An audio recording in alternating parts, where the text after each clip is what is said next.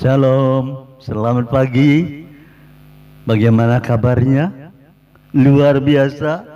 Enak tidur? Puji Tuhan, haleluya. Pagi ini, sebelum kita mendengar kebenaran firman Tuhan, mari kita datang di bawah kaki Tuhan. Kita berdoa terlebih dahulu. Kami bersyukur oleh kasih karunia-Mu Bapa, kami boleh menikmati berkat Tuhan. Semalam kami dapat tidur dengan nyenyak. Bahkan pagi ini Tuhan memberi kekuatan dan kesehatan kepada kami. Sebelum kami melakukan aktivitas, Tuhan, kami datang di bawah kaki-Mu terlebih dahulu. Kami mau mendengar kebenaran firman-Mu. Berfirmanlah kepada kami. Terima kasih ya Bapa. Segala kepujian, kemuliaan dan keagungan hanya bagi Yesus Tuhan Allah kami. Dalam nama Tuhan Yesus kami ucap syukur. Amin. Puji Tuhan. Pagi hari ini mari kita buka 1 Petrus pasal 5 ayat 5. 1 Petrus pasal 5 ayat 5. Demikian jugalah kamu, hai orang muda, tunduklah kepada orang-orang yang tua. Dan kamu semua, rendahkanlah dirimu seorang terhadap yang lain. Sebab Allah menentang orang yang tongkak, tetapi mengasihani orang yang rendah hati. Puji Tuhan. Tema Manarema pagi hari ini rendah hati. Saudara, di sini pembacaan kita dikatakan, hai orang muda, hai orang muda, tunduklah kepada orang yang tua. Tuhan ingin kita sebagai generasi muda mengerti tata tertib, ya, tata tertib tentang cara kita menghargai orang yang lebih senior dari kita, yang lebih tua dari kita. Kita harus menempatkan diri, ya, menempatkan diri kita di hadapan mereka. Walaupun, ya, ini orang tua, senior itu, pendidikannya kita lebih tinggi. Ya, kita mungkin punya titel, gelar 1, mungkin gelar 2, ada yang gelar 6, ada yang gelarnya sampai 10. Firman Tuhan, hai anak muda, hormatilah orang tua. Tetap kita menaruh hormat. Ya, saudara, ini perintah. Saudaraku, saya mempunyai saudara, ya, kakak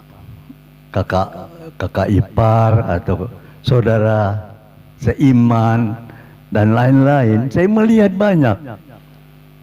Ada yang seorang yang sudah punya gelar, tapi terhadap orang tuanya itu hormat sekali. Ya. Apa yang orang tuanya berkata, dia berkatakan. Ia perhatikan dan dia lakukan. Tak pernah membantah. Walaupun dia lebih pintar dari orang tuanya. Dia bisa mengajukan alasan begini, alasan begitu. Dia tetap menghormati orang tuanya. Orang tuanya berkata begini, baik Bapak, aku akan lakukan. Nah, dia melakukan itu. Mungkin bapaknya itu memberikan sarana atau saran-saran atau motivasi atau petunjuk-petunjuk sederhana. Harus begini, harus begini. Tapi kita yang sudah mempunyai pengalaman, yang mempunyai kepandaian, pengetahuan, bisa melakukan pencerahan untuk menyelesaikan itu lebih baik lagi. Sehingga pada waktu kita datang kepada orang tua kita memberitahukan, perintahnya sudah dilaksanakan menjadi sempurna.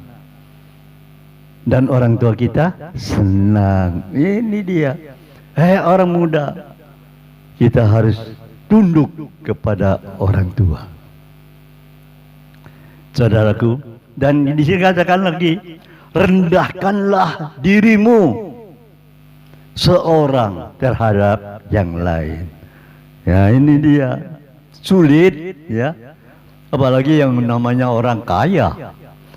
Titelnya banyak, kedudukan tinggi. Mau merendahkan diri di hadapan orang yang biasa-biasa. Aduh, sulit. Ya, sulit. Tapi ini perintah. Harus dilakukan. Saudaraku, saya mempunyai teman, seorang yang kaya raya. Ya, kaya raya. Teman saya itu mempunyai teman sederhana. Berpacaranlah yang teman yang sederhana itu dengan anak seorang konglomerat. Wah, kaya raya. Nah, teman saya, teman yang sederhana itu berpacaran, sudah diberitahu, kamu sanggup enggak memenuhi segala kebutuhan. Dia hanya tersenyum, dia berkata, kalau Tuhan yang menjodohkan, Tuhan yang akan mencukupi kebutuhan. Saudara, dia mengasihi, dan perempuan anak orang kaya ini juga sama-sama mengasihi. Tapi terbenturlah karena orang yang laki-laki ini sederhana, yang perempuan orang kaya. Bagaimana caranya?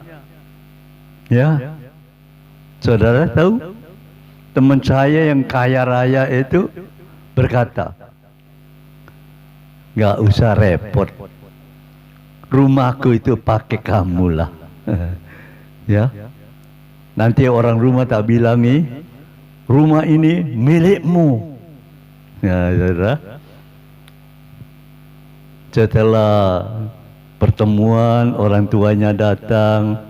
Yang perempuan itu orang tuanya ingin tahu, rumahnya itu di mana pacarmu itu. Lah, ditunjukkanlah, dibawa ke rumah orang kaya, bosnya itu. Temannya yang kaya itu, bos itu.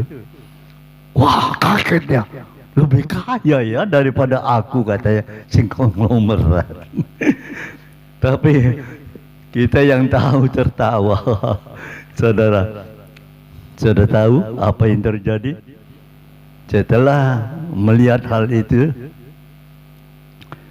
bapak yang anaknya sederhana itu berkata, semua itu semu, fana. Apa yang kamu lihat itu sebenarnya tidak ada. Orang kaya yang mengolong-merat itu merasa kaget. Kok calon biasanya berkata seperti itu? Padahal dia lihat, wah kayanya luar biasa. Kok berkata seperti, semuanya itu maya. Semu, tidak ada artinya. Aku lebih senang hidup yang sederhana. Kemudian dibawalah orang konglomerat itu ke rumahnya. Inilah rumah saya yang sederhana, rumah yang sebenarnya. Orang konglomerat itu kaget. Baru dia menyadari kesombongannya. Dia baru menyadari apa yang ada dalam dunia ini hanya sementara, semu, fana. Saudara, singkat waktu, singkat cerita, orang ini anaknya dikawinkan, jadilah kaya.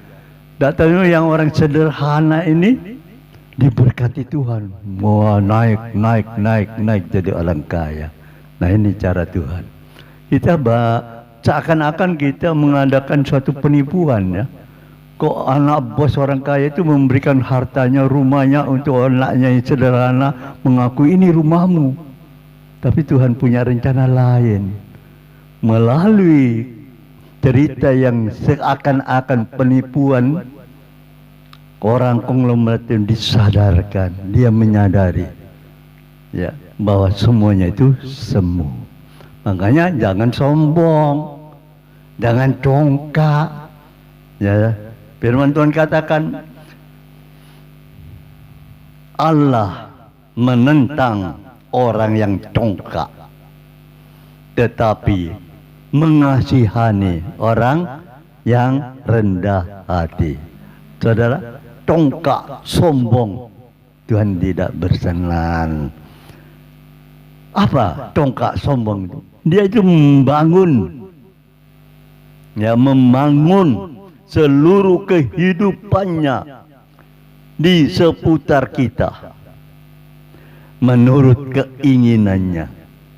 Dia membangun menurut keinginannya. Itu seorang sombong, congkak. Sifat sombong ini timbul dari dalam hati kita yang tidak mau disalahkan, tidak mau dikalahkan, tidak mau direndahkan, tidak mau diremehkan. Ya. Kalau ada orang seperti ini, hati-hati. Kita melihat, kita aja sudah tidak senang, ya, orang yang congkak, orang yang sombong. Apalagi Tuhan. Hati-hati. Menurut kita, kita benar. Aku punya prinsip begini, keinginanku begini, keinginanmu jelek, tidak baik. Aku yang punya keinginan baik, padahal menurut orang lain tidak baik. Menurut dia harus baik. Keinginan, prinsip, pendapat dia yang paling baik, pendapat orang lain tidak baik. Hati-hati. Orang yang seperti ini, kita tidak tahu umur kita berapa. Ya, hati-hati. Saudara, Allah menentang orang yang sombong. Tapi Allah ingin umatnya rendah hati. Kerendahan hati itulah yang dilihat, yang diingini, yang dikasihani oleh Allah. Kerendahan hati itu berbicara apa? Ketiadaan kesombongan. Jadi tidak ada tempat sombong dalam hati kita. Yang ada itu kerendahan hati. Bukan angkuh, bukan congkak, bukan merasa aku yang benar loh, makanya dia datang minta maaf. Hati-hati orang seperti ini. Saudaraku, banyak orang yang menyangka dirinya benar. Orang yang datang padanya minta maaf, merendahkan hati. Apa kerendahan hati ditunjukkan? Dia yang merasa tinggi hati. Hati-hati manusia seperti ini. Saudara, di dalam Daniel ada satu contoh. Namanya Raja Nebukadnezar, ya. Dia melihat Babel, kota yang besar itu.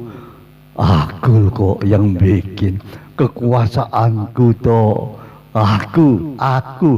Belum selesai raja itu berbicara, suara dari langit berkata. Apa yang terjadi? Saudara bisa baca di dalam Daniel pasal 4. Kehidupan Raja Nebukadnezar dikucilkan, ya. Seperti lembu makan rumput di padang.